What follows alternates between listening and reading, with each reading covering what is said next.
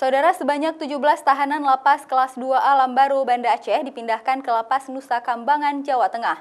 Pemindahan tersebut dilakukan setelah adanya potensi dan dugaan kericuhan di lapas jika tidak dipindahkan. Ke-17 napi tersebut diterbangkan ke Nusa Kambangan pada 30 Mei lalu atau menjelang Lebaran Idul Fitri. Sejumlah napi yang dipindahkan tersebut merupakan napi kasus narkoba serta yang menerima hukuman mati dan hukuman penjara seumur hidup.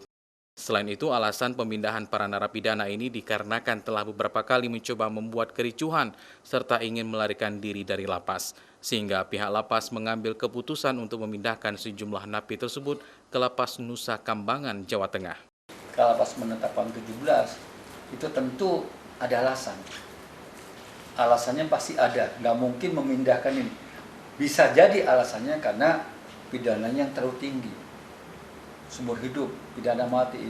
Pemindahan juga dilakukan setelah proses pemeriksaan oleh pihak lapas yang menyimpulkan 4 orang yang merupakan dalang dari rencana membuat ricuh di lapas serta sejumlah lainnya yang ikut serta membantu.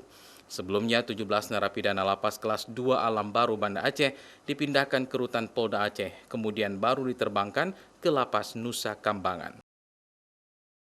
Syahril, Kompas TV, Banda Aceh.